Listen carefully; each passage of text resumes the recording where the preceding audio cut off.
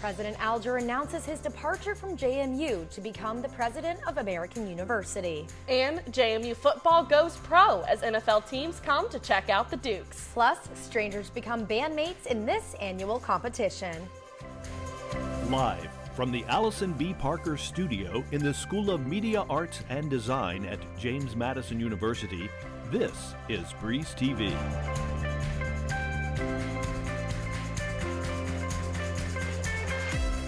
Welcome back to Breeze TV. I'm Zoe Mowry. And I'm Maggie Rickerby. To kick off our show, we'll toss it to sports director Colby Reese to walk us through our coverage of March Madness as JMU men's basketball makes its first run in the NCAA tournament since 2013. Colby? Thanks, Zoe. Wisconsin will be the third Big Ten team JMU has ever played in March Madness. Wisconsin comes into this year's tournament as the number 5 seed in the South region. The Badgers were ranked as high as number 6 in the nation in the Associated Press Top 25 rankings, but dropped 8 of its final 11 regular season games. Following Wisconsin's losing streak, it made a run in the Big Ten tournament, including a 76-75 victory over top-seeded Purdue in the semifinals before losing in the championship game 93-87 to Illinois. 4 Badgers were named All-Big Ten, most notably second-team member A.J. Storr, who was their leading scorer, averaging 17 points per game. Other notable players include All-Defensive Team member Chucky Hepburn, Stephen Crow, John Blackwell, and Trevor Wall. With 5 players averaging 9+ points per game, the Badgers will be a 5.5-point favorite when they take the court tonight. Tonight's game is the first time the men's team has been selected for a March Madness tournament in over a decade and their third appearance in program history.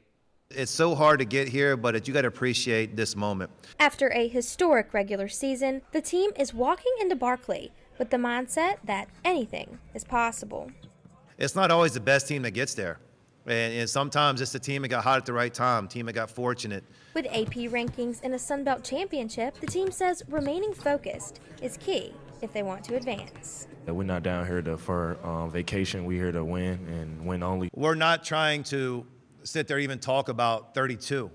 We're talking about going 1-0. So we had a week to lock in, learn their plays, all that kind of stuff, and just be really prepared. TJ Bickerstaff has danced before, and he's ready to do it again with his team. As he leads them into the madness, the goal is to treat it like every other game. Don't look into the bright lights and just play your game and be ready. We've done a lot of great things along the way. We know the most exciting and best is still afforded to us in the future. In Brooklyn, I'm Kayla Brown, Breeze TV. We'll have more on March Madness later in the show. Back to the main desk. Thanks, Colby. President Jonathan Alger will step down from his role at JMU to assume the same position at American University in July. After 12 years at Madison, Alger announced in a campus-wide email Monday that the move is due to, quote, personal and professional reasons. He also said going to American University is, quote, a dream come true for him and his wife. During the next month, the Board of Visitors Executive Committee will nominate a candidate to fill the role of interim JMU president. The Board of Visitors will vote on who the interim will be during its April meeting. JMU will search for its next permanent president beginning next academic year. You can pick up a copy of The Breeze on stands now or head to breezejmu.org to read more about Alger's legacy. Stay tuned on Breeze TV for more updates on this developing story. JMU is no stranger to hosting controversial speakers on campus. Nearly a year ago, JMU's Young Americans for Freedom hosted conservative political commentator Liz Wheeler, who stirred up protests and criticism regarding free speech at JMU. Breeze TV's Natalia Nelson dove into the controversies of this issue when the president of Students for Life of America visited Harrisonburg. Kristen Hawkins is the president of Students for Life of America, a pro-life organization with student groups in colleges across the nation, including at JMU. She gained national attention last year after her speech at Virginia Commonwealth University was shut down when a fight broke out between attendees and protesters. This sparked debate about students' right to assembly and free speech on campus, as well as the safety of those attending Hawkins' talks. Dukes for Life member Anaya Swango said she felt there was a relatively tolerant culture at JMU. I would say it's a safe place. I would say it's safe with the people that kind of agree with you. If they don't agree with you, I mean, you'll get looks and they'll talk about you, but I don't think they would be like violent. I don't fear for my life or like anything like that. I say what I want and I feel comfortable doing that. But Swongo isn't the only Duke who feels comfortable saying what she wants, even if she knows many would disagree with her. Hawkins' talk included a question and answer portion that invited debate from all sides. Ken Thomas was one of several protesters from the Young Democratic Socialists of America who stepped up to the mic. She's more than allowed to come in and speak. And I don't think people should get violent or do crazy things like what happened at VCU. So I respect the ability that she's able to come here and speak, but I also believe that people should be at the protest, the speech that they disagree with. Read the sources for the studies that you're citing. Yes. The medical paper that this study, this pro-life study, this bias study, the Curis study. Abortion has long been the subject of intense debate, especially since the Supreme Court overturned Roe v. Wade almost 2 years ago. Abortion has become a deciding factor in battleground elections, particularly in Virginia, where Democrats flipped control of the General Assembly in 2023. According to a Gallup poll, 74% of Americans believe abortion should be legal to a certain degree, but 48% say they would support a 16-week abortion ban. Despite pushback, Hawkins will continue to visit universities across the nation and encourage civil discourse. Reporting for Breeze TV, I'm Natalia Nelson. On November 14, 2020, tragedy struck JMU's campus. At around 12 a.m., freshman Malia Beasley was killed when a motorcycle struck her while driving at what the police say was, quote, grossly greater than the speed limit. The driver of the motorcycle was also killed. In the days following, to honor Malia, classmates, friends, and family all wore purple, her favorite color, at JMU and in her hometown of Virginia Beach. 4 years later, when she would have graduated, Beasley's mother and best friend still worked to keep Malia's memory alive. And to do that, her mother created Malia's Purple Turtle, a nonprofit providing scholarships to young girls in both Girl Scouts and volleyball, two of Malia's favorite pastimes. She was and will always be the most amazing person I've ever met. She was just an angel, and I treasure that, and of course, like, I'll never stop just shouting her name from the rooftops. She was amazing, so she deserves it. This is Malia's best friend, Sam Brophy. Let me fix you up, May. Oh, there you go, girl. This is all for you, and I miss you so much, and I'm glad that you have something that is so beautiful like you. They've always had this special friendship, and Sam is a lot like Malia, adventurous and fun-loving, and they were always laughing. Some friends grow apart when they go to college, but not these two. They've been inseparable since middle school. She's the biggest part of my life, and I'm just so lucky to have had majority of my life with her and memories, and she was everything to everyone, and I just want everyone to see what an amazing person she was. At only 18 years old, her family says Malia had a smile that could brighten anyone's day, and an overwhelming love for sea turtles. From her obituary, it says she was a shining light, emitting a zest and exuberance for life that was contagious to anyone that had the pleasure of meeting her. Malia was beautiful, inside and out, kind-hearted, and genuine in spirit. And now, her family hopes to harness that spirit into fostering the passions of other young girls. We call it Malia Brockington Beasley Love and Laughter Scholarship. So in order for those to keep going, though, my first thought was we got to keep the funds. You know, there are a good amount of funds in them right now, but eventually they will run out. So that's where the start in my head of Malia's nonprofit.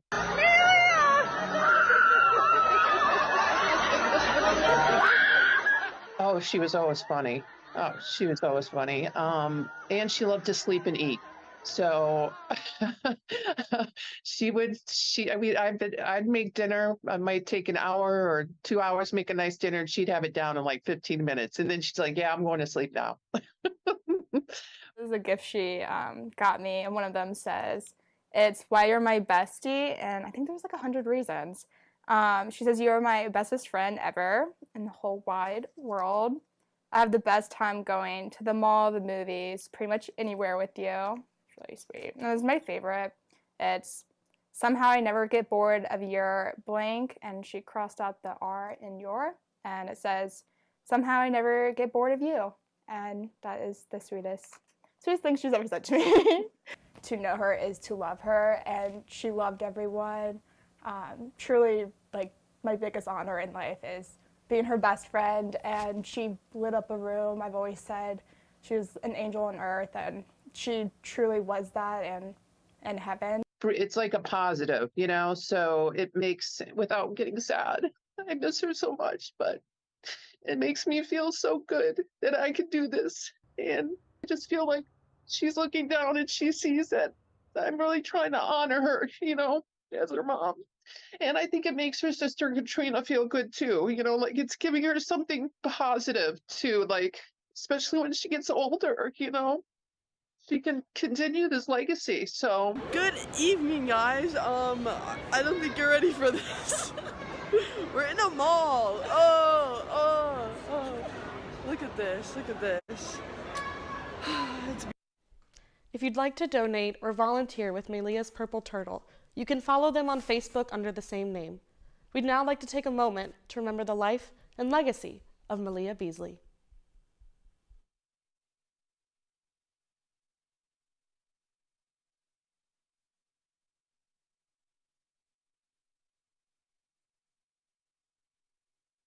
It's bow time. Bojangles' new chicken rice bowl starts with dirty rice, topped with Cajun pintos, chicken, and cheese. How's that chicken rice bowl? It's bold from the bottom up. Get a fresh, hearty chicken rice bowl for a limited time. It's bow time. It's bow time. It takes 49 steps to bake a fluffy, made-from-scratch Bojangles biscuit. But to make it a country ham biscuit, it takes 50. Get a fresh buttermilk biscuit today with a slice of juicy country-style ham. It's bow time.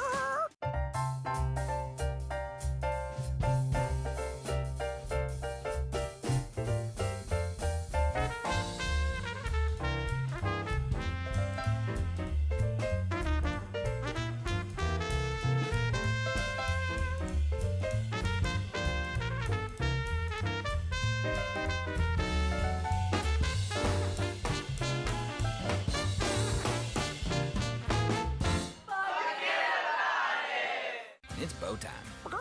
Hurry into Bojangles for 2 scratch-made sizzling sausage biscuits for just $4. 1 bite and you'll want breakfast for dinner. Good thing we serve savory sausage biscuits all day. But this 2-for-4 deal won't last forever. It's bow time. It's bow time. A leg and thigh dinner from Bojangles for just $5.99? A leg and thigh dinner from Bojangles for just $5.99? A deal so good it's worth repeating, but it won't last long. So much flavor. Eat and repeat while it lasts. So much flavor. It's bow time.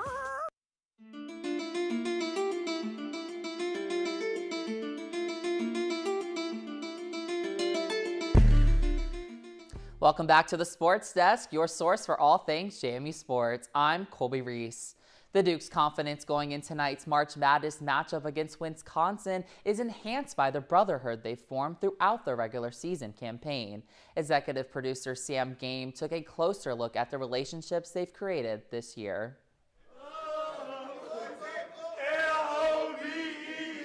Love and affection runs deep for JMU men's basketball, and it might just be their secret weapon as they take on Wisconsin tonight. We all like close-knit and everything. Like, we're always hanging out together, doing fun activities and stuff like that. So these my guys, though. These my brothers. We all grew as the year went on, and we all had ups and downs, but we're a mature team. We're old enough to understand everything that's going on, and no matter what, it's the team first, so that's all that matters. This connection doesn't end on the court. Guard Michael Green shows his love for his teammates on his YouTube channel, where he gives a behind-the-scenes look at being on a D1 college basketball team. When I get older and, like, have kids and things like that, like, I want them to know how I was and see, like, how I used to be. I feel like I'm more than just a basketball player, you know, like, basketball is my job, but it's not my life. And with such a close team, Green makes sure he gets his friends in on the action. This is a brotherhood. We hope to be a part of the lifestyle with him. Just being able to see exactly what we go through and type of conversations we have outside of the court and stuff like that,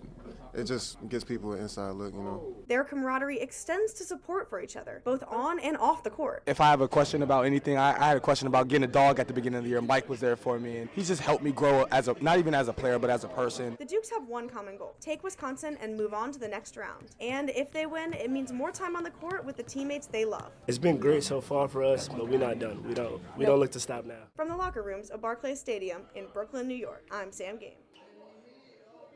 If you're interested in learning more about Michael Green and his YouTube channel, check out the Breeze's article at breezejmu.org. Back in Harrisonburg, women's basketball played its last game of the season at the Atlantic Union Bank Center Thursday night. The Dukes thought their season was over after losing the Sun Belt Championship game and not receiving a bid to the inaugural Women's Basketball Invitation Tournament. However, Miami dropped out of the WBIT and JMU replaced the Hurricanes as a #1 seed. This meant hosting one more game at the AUBC against Stony Brook. The Dukes' run in the WBIT was cut short as Stony Brook defeated JMU 81-70. The game was tied up at 59 heading into the fourth quarter. The Seawolves outscored the home team 22-11 in the final quarter to secure the victory. Gigi Gonzalez scored 26 points for Stony Brook, while Zeta Gonzalez put up 20 points. Shamarla King scored 17 points off the bench. Peyton McDaniel led the Dukes with 24 points in the losing effort. JMU season came to an end following the loss. It is what it is, and I was proud of our year overall, and that's what I'm going to take from it, is that we won 23 games, we had some really fun moments, and I got to watch a group really grow. The program finishes the season with a 23-12 overall record. Looking forward to next season, the team will bring back a core group of experienced players who look to reclaim the Sun Belt title and head back to the NCAA tournament. JMU's athletic director Jeff Bourne received national recognition for the success of JMU athletics this season. Earlier this week, Bourne was listed as one of 5 nominees for the Sports Business Journal College 80 of the Year award. He was also recognized as one of 4 FBS Athletic Director of the Year honorees from the National Association of Collegiate Directors of Athletics. Both of these are second-time honors for Bourne. Under Bourne, JMU has gained a reputation as one of the strongest athletic programs in the country. Bourne will conclude his time as JMU Director of Athletics at the conclusion of the athletic year. Breeze TV's Tommy Gerganis is in studio to tell us more about JMU Pro Day held earlier this week. Tommy? Thank you, Colby. 10 football Dukes participated in JMU's Pro Day Tuesday. 21 professional scouts were in attendance to watch the athletes. Players had opportunities to test in the bench press, vertical jump, broad jump, 40-yard dash, 5-10-5 shuttle run, and 3-cone drill.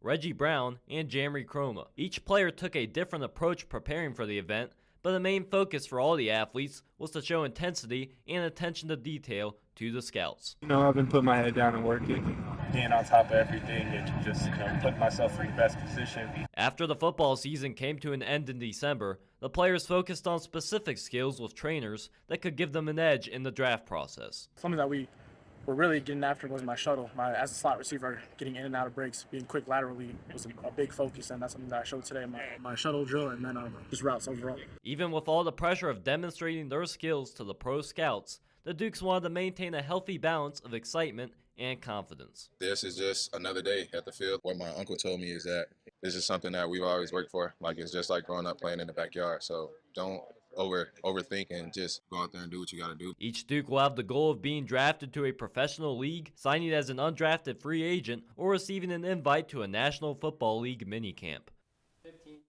That's all for Pro Day. Zoe, back to you. Thanks, Tommy. If you had to boil all of JMU sports down to one person, it would be difficult to think of anyone other than Kurt Dudley. Dudley is what most call the voice of JMU athletics. Madeline Gallagher and I spoke with Dudley about his 30 years right here in the Valley.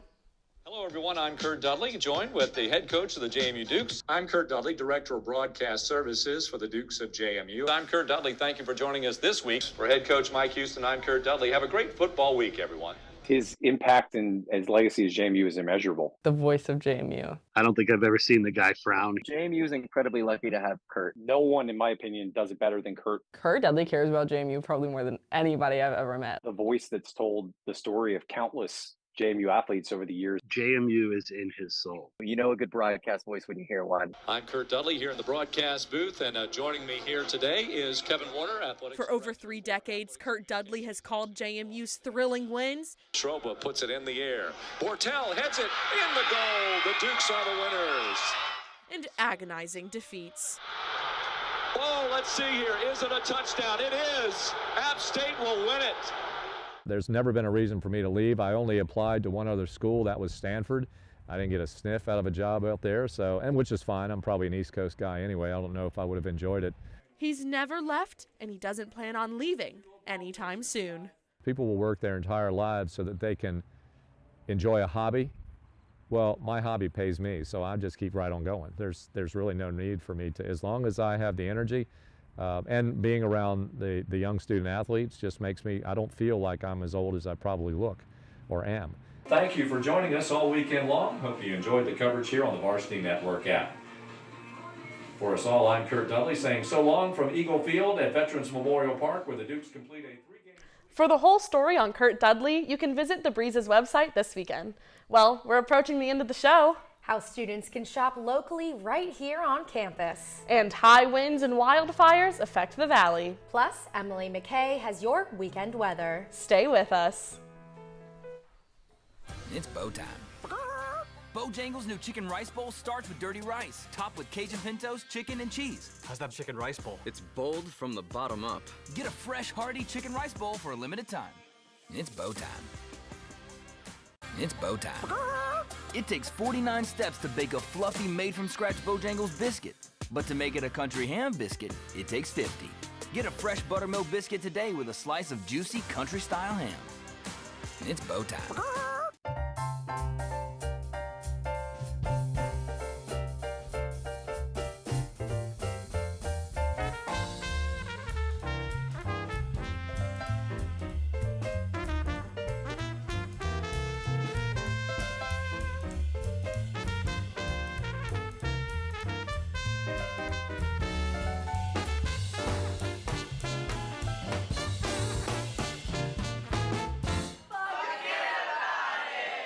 It's bow time. Hurry into Bojangles for 2 scratch-made sizzling sausage biscuits for just $4. 1 bite and you'll want breakfast for dinner. Good thing we serve savory sausage biscuits all day. But this 2-for-4 deal won't last forever. It's bow time. It's bow time. A leg and thigh dinner from Bojangles for just $5.99. A leg and thigh dinner from Bojangles for just $5.99? A deal so good it's worth repeating, but it won't last long. So much flavor. Eat and repeat while it lasts. So much flavor. It's bow time. This is Breeze TV.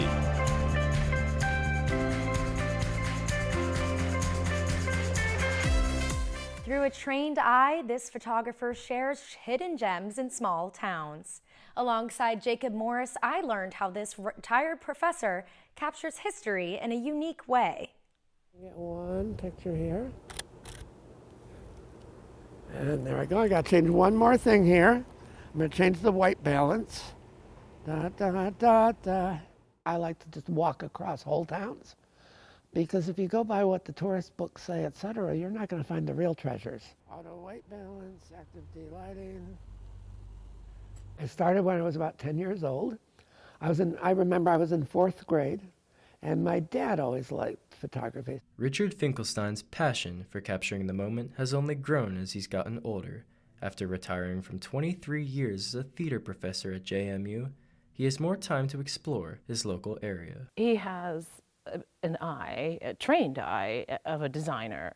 So he finds really interesting things, I think, that most people don't look for. His photography perspective is a result of years of practice. As a stage designer, Finkelstein started photographing buildings to inspire theater sets by thinking outside of the box. I like to think of the question that hasn't been asked, and a lot of discoveries have happened that way. His work documents local history, and each photograph tells its own story, some unknown to residents. I think Patsy Cline's grandparents lived in a house behind my son's high school, and I didn't even know it, and he showed me of this beautiful photograph of it. I was like, wow, yeah, I know where that house is. His passion for uncovering history led him to Harrisonburg's most famous legend, the Harrison House. Archaeologists revealed that much of the mythology behind the house is false. Thomas Harrison did not live there, What's now the front of it was the side, and what was the front is locked in by another building up against it. So what I did using my Photoshop, I restored it digitally, and with all the colors, which is kind of interesting. That got almost no reaction online, mostly because people just assumed that the way they see it is the way it was. To watch the full video, stay tuned to Breeze TV on social media. The Golden Pony is hosting its annual Rock Lotto concert this Sunday. At this event, bands that were formed among strangers will perform sets that they've been rehearsing the past month. Breeze TV's Jack Hadley spoke with the Golden Pony's manager and former Rock Lotto musician about what this event is like. I'm here with Tim Rouse, the manager of the Golden Pony and former Rock Lotto musician. Tim, thank you so much for joining me. Thank you. What makes Rock Lotto unique compared to other local band performances? Rock Lotto is a once-a-year performance, and we all put our names in the hat and draw random bands. That usually happens every year sometime in February, and then towards the end of March we have a show. So that gives each band about 5 or 6 weeks to put together a 20-minute set of original music and then to get themselves ready for a performance. It's always unique, there's always interesting things, and it's not really whether it's bad or good, it's whether it's a fun experience, and it's a very creative, fresh experience every time. I've heard several of them and they sound pretty good, but it's always an interesting experience when you get people up on stage together for the first time. So it's fun, come on out. You've performed at Rock Lotto before. What was that like? It can be kind of crazy, but it's also a lot of fun. You wind up in a band with people that you might not know or might have never met, and you have different musical styles. It can get interesting what can come out. Originally, I just signed up like a lot of other people as like, wow, this is a neat thing, I'm gonna try this out. And then after a couple years,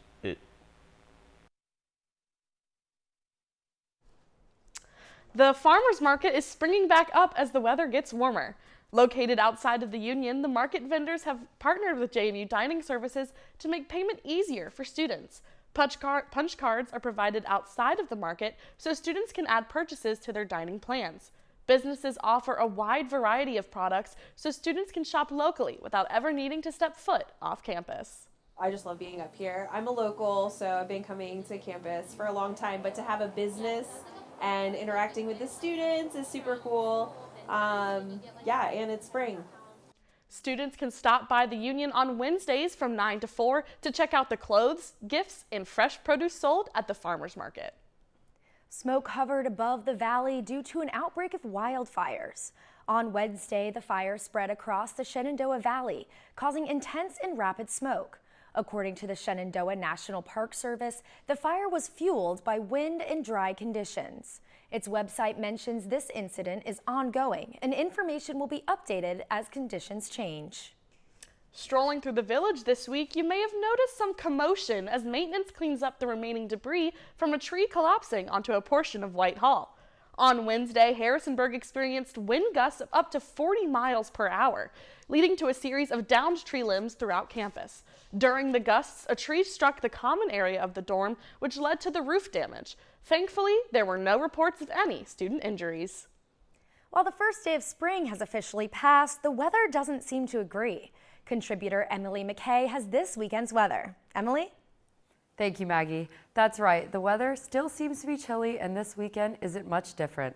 Today in Rockingham County, it is cloudy with most temperatures fluctuating in the 40s and 50s and getting as high as 60 degrees in Franklin.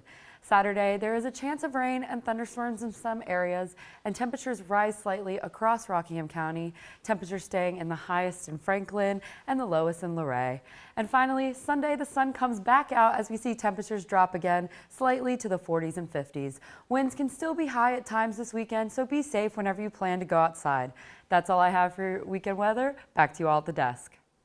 Thanks so much, Emily. Well, it's March Madness. It's upon us now. So do you have a bracket for March Madness, Zoe? I did make a bracket, and I'm in a group with some of my friends, and the last time I checked, I was in 5th place. I don't know much about basketball, and I picked a lot just based on what I do know. but I'm really excited to watch it this weekend, and I'm going to watch the Dukes tonight. What about your bracket, Maggie? I really don't know anything either, but I put Dukes at the top, so let's hope they win it all. Yeah, that's funny. All right, I want to give a quick shout out to my mom because she's here today, and we will see you guys here same time, same place for the last time next week.